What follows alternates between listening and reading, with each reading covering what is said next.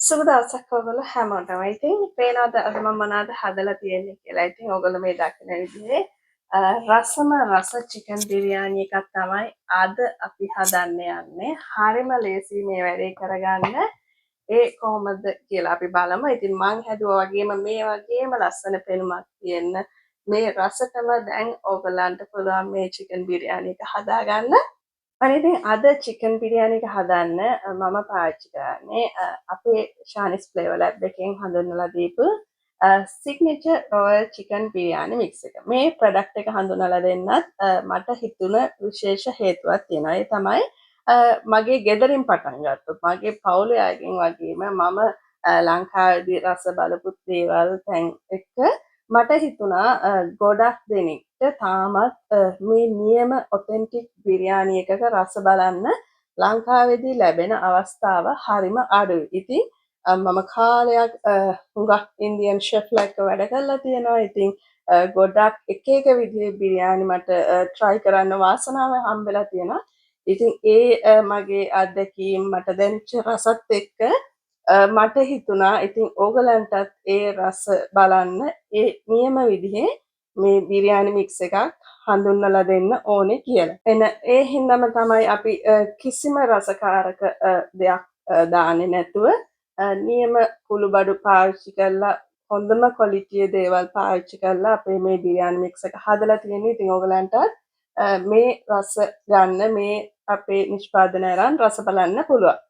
ඔයගොල්ලෝ දැන් මේ නිෂ්පාදනයක් අපේ මේ බිරියානි මික්ස් එකක් ඕඩර් කරලා ගත්තාම මම පොඩ්ඩක් මේක පෙන්නන්නම්. ඉතින් දැන් මේ ප්‍රොඩක්ට් එක ඔයගලන්ට හඳුන්වලා දෙන්නත් ඕන හින්දා මෙන්න මේ විදිහේ අපි හොඳම ක්වොලිටියේ බෑග් එක තමයි මම ඒවා පැක් කරලා තියෙන්නේ. ඉතින් මේ දේවල් ඔයගලන්ට සඳහන් කරන්නේ මොකද කුළුබඩු කියන්නේ අපි කල් තබා ගන්න විදිහ අනුව, ගබඩා කරන විදිහ අනුව ඒකේ රස සුවඳ හැමතිස්සෙම වෙනස් වෙන්න පුළුවන් දෙයක්. ඉතින් අපි මේ ඇතුළට දාන මේ බෑග් එක ඉඳන් හොඳම ක්වොලිටියෙන් ඔයගලන්ට හොඳම විදිහට හදලා අරගෙන තියෙන්නේ. නිකන් මේ කඩදාසි හරි නිකන් ප්ලාස්ටික් වේක දාන්න පුළුවන් මටත්. නමුත් මේ දේවල් කරලා තියෙන්නේ ඒකේ ක්වොලිටිය ඔයගොල්ලන්ගේ අතට එනකම් මේ රස සුවඳ හොඳට මේක ඇතුලේ ආරක්ෂා වෙන විදිහට එක වෙන්න ඕන නිසායි අපි මේ විදිහේ බෑග් එකක් උනත් අරගෙන තියෙන්නේ. එහෙනම් මේක ගත්තේ අපි කෑම දාලා මේක හදන්න උනාට මම ඔයගලන්ට කියනවා දැන් මේ පැකට් එක ගත්තට පස්සේ මේක මේ විදිහට කපලා ඉස්සලාම මේකේ සුවඳ බලන්න. මේ සුවඳෙන්ම ඕගලන්ට සෑහෙන දේවල් දැනගන්න පුළුවන් වෙයි. මොකද ඒක මාරම සුවඳක්. ඉතින් ඒ වෙනස් අපි අර ඉන්දියන් විදිහට එහෙම නැත්නම් පාකිස්තානි විදිහට රසට බිරියානියක් හද්දි එන සුවඳ ඔයගලන්ට මේ පැකට් එක මේ කපලා ඕපන් කරපු ගමන්ම දැනගන්න පුළුවන්. ඉතින් මට කියන්න ඕන උනේ ඉතින් මේ වෙනස හැම දිනාටම try කරලා බලන්න පුළුවන්. දැන් ඔන්න අපි චිකන් බිරියානි යන්නේ හදන්නේ. මෙතන මස් කිලෝවක් විතර තියෙනවා. මම ස්කින් එකත් එක්ක අරගෙන තියෙන්නේ. අකමැති අයට නැතුව ඔයගොල්ලෝ කැමති විදිහට ගන්න පුළුවන්. ඉතින් මේ ටික දැන් අපි මුලින්ම මැරිනේට් කරගන්න ඕන. සුදු ලුණු බීජ 6ක් 7ක් හොඳට තලලා එකතු කරගන්න පුළුවන්. ඒ වගේම අඟල් එකමාරක විතර ඉඟුරු කෑල්ලක් තලලා ගන්න පුළුවන්. එහෙම නැත්නම් මේ මං වගේ ඉඟුරු පේස්ට් එකෙන් තේ හැඳි එකමාරක් විතර එකතු කරගන්න පුළුවන්. ඊට පස්සේ ඉතින් අපේ ශානිස් ෆ්ලේවර් ලැබ් එකේ සිග්නේචර් රොයල් බිරියානි මික්ස් එකෙන් මම මේකට මේස හැඳි 2ක් විතර එකතු කරගන්නවා. ඊට වැඩිය අපිට අවශ්‍ය නැහැ මේ වගේ ප්‍රමාණයක් රස කරගන්න.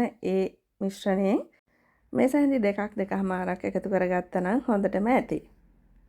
සාමාන්‍ය බිරියානියක් කියන්නේ ගොඩාක් කට දාන්න හදන කෑමක් නෙමෙයි. ඉතින් නමුත් අපි දන්නවා ලංකාවේ අපි හරිම කැමති අපේ මිරිස් සැරට රසට කෑම කන්න. ඉතින් ඕගොල්ලන්ට අවශ්‍ය නම් ගොඩක් සැරට කන්න කෙනෙකුට මෙන්න මේ විදිහට මිරිස් කුඩු ටිකක් විතරක් මේකට එකතු කරගන්න පුළුවන්. වෙන 3-5 කලවම් වෙච්ච මොනවත් දාන්න එපා. තනිකර මිරිස් කුඩු ටිකුයි කහ කුඩු ටිකුයි විතරක් මේකට එකතු කරගන්න.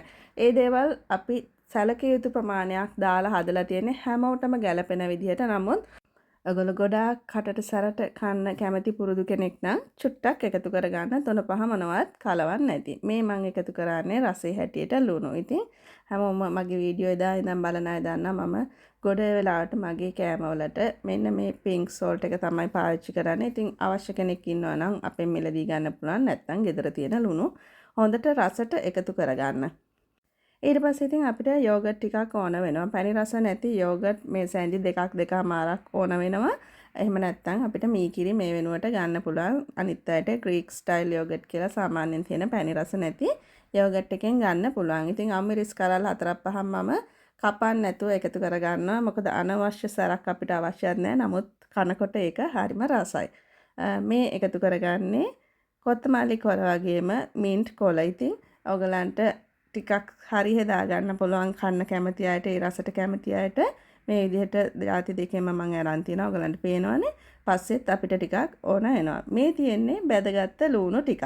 ඔයගලන්ට වෙලාවක් යනවා නම් යන්නේ මෙන්න මේ විදිහට ලුණු ටිකක් බැද ගන්න. ඒ වැඩේ කරගත්තට පස්සේ අපේ බිරියානි මික්ස් එක තියනවා නම් බිරියානියක් කැමති වෙලාවක හදා ගන්නවා කියන එක හරිම පහසු වැඩක්. ඉතින් ඒ ලුණු වලිනුත් ටිකක් එකතු කරගෙන මම දැන් මේ මස් ටික හොඳට මැරිනේට් කරගන්නවා. ඉතින් මේ වෙලාවේදී ඔයගලන්ට හොඳ සුවඳක් එයි. ඒ වගේම තමයි මෙතනදී මේකට තෙල් මොනවත් එකතු කරගන්න යන්න එපා. අපි වාචනයේ ලිපේ තියලා තෙල් ටිකකට තමයි මේ මස් ටික එකතු කරන්නේ.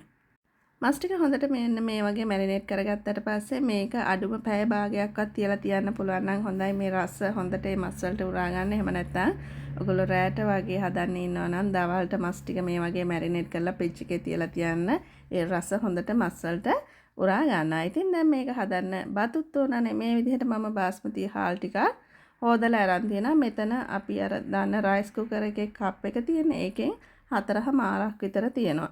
ඉතින් මේකට හොඳට හොදලා අරන් වතුර ටිකක් වැඩිපුර දාලා තියෙනවා. මොකද අපිට මේ බත් ටික 4න් 3ක් තඹ ගන්න විතරයි අවශ්‍ය. ඉතින් මේක රස කරගන්න මේ එකතු කරන්නේ සූදුරු ඇට ටිකක්, බේලිස් ටිකක්, ස්ටානේස් ටිකක්. ඔයගලන්ට මේ දේවල් නැත්තම් වැඩිය වද වෙන්න එපා. මේකට සූදුරු ඇට ටිකක්, එනසාල් ඇට ටිකක්, කුරුඳු කෑල්ලක් එකතු කරගත්තත් ඇති. මොකද බේලිස් වගේම ස්ටානේස් අපි හොඳට අපේ පවුඩර් එකට එකතු කරලා රස අරගෙන තියෙන්නේ. දැන් ටිකක් ඉඩ තියෙන පෑන් එකක් අරගෙන අපේ බිරියානිය හදන්න තරම් ඉඩ තියෙන පෑන් එකක් අරගෙන මේ එකතු කරගන්නේ ගී ටිකක්. ඔයගලන්ට ගී නැත්තම් මේ වෙනුවට තෙල්ම එකතු කරගන්න පුළුවන්. කිසි ප්‍රශ්නයක් නැහැ. ගී වලට අමතරව මම තෙල් චුට්ටකුත් එකතු කරගන්නවා. ඉතින් මේ ටික හොඳට රත් වෙගෙන එද්දී අපි අර මැරිනේට් කරගත්ත චිකන් කෑලි ටික මම මෙන්න මේ විදිහට ඒකට එකතු කරගන්නවා. විනාඩියක් දෙකක් ඒක පොඩ්ඩක් අර තෙල් එකේ පොඩ්ඩක් මේ වගේ සීල් වෙන්න දෙන්න. යට පොඩ්ඩක් හොඳට රන්වන් පාට වේගෙන ඉද්දි මම මස් කෑලි ටික අනිත් පැත්ත හරවලා අපි අර අනාගත්ත භාජනයේ දැන් මේ 3-5 ටික සෑහෙන තැවරිලා තියනවානේ. ඒකට වතුර ටිකක් එකතු කරලා ඒ ටික ඔක්කොම හේදිලා එන විදිහට වතුර ටිකක් මේකට එකතු කරගන්න. ගොඩාක් වතුර එකතු කරන්න එපා. මොකද අපිට මේක හොද්දක් වගේ අවශ්‍ය නැහැ. මේ මස් වලිනුත් වතුර ඕනනවා. ඒක හින්දා පොඩ්ඩක් එකතු කරගත්තා නම් ඇති. ඊට පස්සේ ඉතින් අපි පියන වහලා මේ මස් ටික හොඳට තැම්බෙන්න එහෙම නැත්නම් ඉදෙන්න දෙන්න ඕනේ. දැන් මේ විදිහට පැය කාලක් විතර ගියාට පස්සේ මෙන්න මේ වගේ ඔයගලන්ට දැක ගන්න පුළුවන්. ඉතින් මේ මස් කෑලි ටිකක් ලොකු ඒවා හින්දා අනිත් පැත්ත හරවන අපිට දෙපැත්තම අමු නැතුව හොඳට තැම්බෙන්න ඕන. ඒ වගේම තමයි අර මුලින්ම ඔයගලන්ට මේකට මිරිස් පොඩ්ඩක් අවශ්‍ය නම් කොච්චරක් ඕනද කියලා තීරණය කරගන්න බැරි නම් මෙන්න මේ වෙලාවේදී රස බලලා එකතු කරගන්නත් පුළුවන්. මොකද මම අර මුලිනුත් අපි මේකට මිරිස් එකතු කරලා තියෙන්නේ.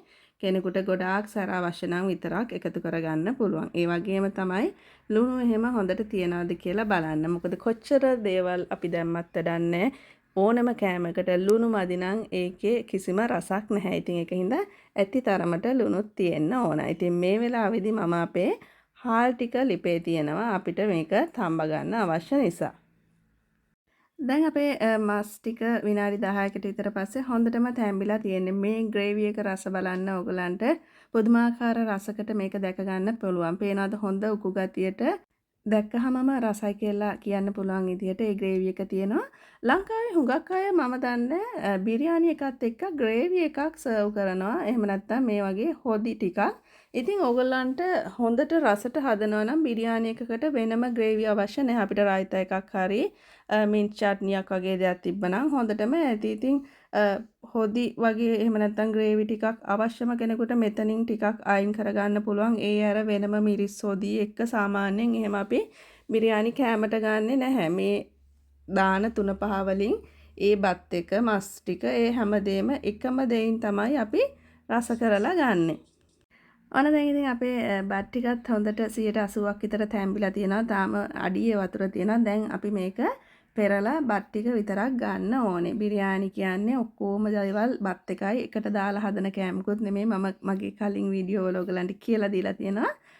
ඊට පස්සේ ඒ පෙරලා ගත්ත බත් ටික මෙන්න මේ විදිහට අපි අර අවශ්‍ය තරමට හින්දාගත්ත රසම රස මස් ටිකයි ඒ ග්‍රේවි එකයි උඩට අපි තට්ටු එකතු කරගන්න ඕනේ. ඉතින් මුලින්ම එක ලේයර් එකක් මේ විදිහට එකතු කරලා ඒක උඩට මං කොත්තමල්ලි කොළ, මින්ට් කොළ ඒ වගේම බැදගත්ත ලූණු ටිකක් එකතු කරනවා. ඊට පස්සේ ආපහු බත් ලේයර් එකක් දාලා ඒ කරපු දේම නැවතත් අපි රිපීට් කරනවා. මේ තියෙන්නේ සැෆ්‍රන්. සාමාන්‍යයෙන් ඔරිජිනල් බිරියානියක් හදද්දී අපි දන්නවා ඒ අර කහ පාටට උරු තැඹිලි පාට ගන්නේ සැෆ්‍රන් අපි වතුවත් එක්ක රත් කරලා එහෙම නැත්නම් කිරිත් එක්ක රත් කරලා. ඉතින් සැෆ්‍රන් කියන්නේ ලෝකෙ මිල අධිකම කුළුබඩුව.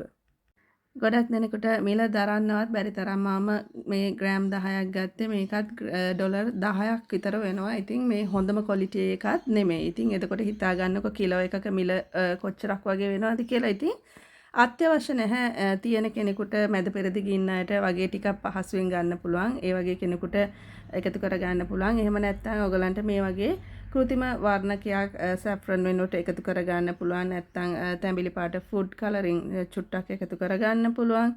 ගොඩ නිකන් රතු පාට වගේ වෙන්නේ නැතුව ඒකේ අර ස්වභාවික පාට එන විදිහට ඔයගොල්ලෝ කැමති නම් එකතු කර ගන්න.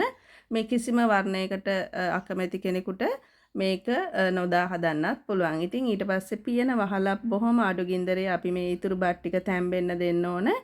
පියනේ ලොකු සිදුරක් වගේ තියනවා නම් පොඩි රෙදි කෑල්ලක් එතනින් තියන්න හුමාලේ එළියට යන්න නොදෙන්න. ඒ විදිහට මද ගින්නේ විනාඩි 10ක් විතර තම්බපුවම මේ වගේ ඔයගලන්ට දැක ගන්න පුළුවන් බත්තට හොඳට ඉදිලා තියෙනවා. අපේ අර මසකේ තිබ්බ ග්‍රේවි ඔක්කොම මේ බත්තලට උරාගෙනත් තියෙනවා. ඊට පස්සේ ඉතින් ඔයගලන්ට මේක ලිපෙන් අයින් කරලා හොඳට මේ එකට තද වෙලා වගේ තියෙන බත් මෙන්න මේ විදිහට ගෑරුප්පුවකින් පුළුවන් නම් බොරෝල් කරන්න. එතකොට බාස්මති යට අපි දන්නා ටිකක් දිගයි තැම්බෙලා ඉවර වෙද්දී. ඉතින් මේ විදිහට බොහොම පරිස්සමෙන් ඒ ටික ලිහෙල් කරාම බත්තට අපිට හොඳට විසිරෙන විදිහට හදා ගන්න පුළුවන්. වගේම බත්තට ටික කැඩෙන්නේ නැතුව හොඳට ඒක අපිට ලස්සනට පෙරලා ගන්නත් පුළුවන්. මෙන්න මේ විදිහට තමයි ඉතින් හදලා ඉවරුණාට පස්සේ අපේ චිකන් බිරියානි එක තියෙන්නේ. ඉතින් ඔයගොල්ලෝ දන්නවා අනිත් වාසිදායකම දේ මොකක්ද කියලා මේ බිරියානි මික්ස් එක ගත්තාම දැන් අද මම මේ හදපු ප්‍රමාණය ඔයගොල්ලෝ දැක්කනේ ලොකු චිකන් කෑලි 6ක් එක්ක මේක අපිට බඩ පිරෙන්න වැඩි හිටියෝ 6 දෙනෙකුට වැඩිය උනත් බත් එකතු කරාම කන්න පුළුවන්. දැන් මම 6ක් කියන්නේ මම චිකන් කෑලි 6ක් ගත්ත නිසා ඉතින් මේ බෑග් එකෙන් මම මේක හැඳි 2යි පාවිච්චි කරේ. තව සෑහෙන්න ඉතුරු වෙලා තියෙනවා. ඉතින් ඔයගලන්ට මේකෙන් 15 දෙනෙකුට එහෙම නැත්නම් ඊටත් වඩා උනත් මේ මික්සර් එක දාලා ඇති වෙන්න හොඳට රසට බිරියානි ගෙදරදිම හදාගෙන කන්න පුළුවන්. අපි කඩේකින් බිරියානි එකක් අරන් රස බලද්දි ඒකේ තියෙන ප්‍රමාණය අපි ඒකට ගෙවන මුදලත් එක්ක ඉතින් හිතලා බලන්න මේ වගේ පැකට් එකකින් ඔයගොල්ලන්ට කොච්චර ප්‍රමාණයක් හදා ගන්න පුළුවන්ද. වගේම ගෙදරදිම ඔයගොල්ලෝ අනිත් දේවල් දාලා හදන නිසා අපි ඉතින් දන්නවා ඒක හැදුනේ කොහොමද කියන එකත්. ඉතින් එහෙනම් ඔයගලන්ට පුළුවන් අපේ මේ ප්‍රොඩක්ට් එක අරගෙන රස බලන්න. ඉතින් රස බැලුවා වගේම අනිවාර්යයෙන්ම ඒකේ රස කොහොමද කියලා මට කියන්නත් අමතක කරන්න එපා. මොකද අපි තාම මම මේ බිස්නස් එකේ මුලම ඉන්නේ. ඉතින් මේක 100% සාර්ථකයි කියලා මම ඒක ගැන 100%ක් සතුටුයි කියන්න බෑ. මගේ පැත්තෙන් මම සතුටු වුණාට අනිත් අයගේ අදහස් ගොඩක් වැදගත් වෙනවා මේකේ ක්වොලිටි එක, රසය, තව අත්හදා බලලා තව අවශ්‍ය නම් වෙනස්කම් කරලා ඒ විශ්වාසනීය විදිහට ඔයාලට ඉදිරියටත් මේ ප්‍රොඩක්ට් එක අරගෙන එන්න. ඉතින් ඒක නිසා රස බලන හැමෝම ඔයගලන්ගේ අදහස කියාගෙන යන්නත් අමතක කරන්න එපා. එහෙනම් ඉතින් අදත් එකතු වුණාට ඔයගලන්ට බොහොම ස්තුතියි.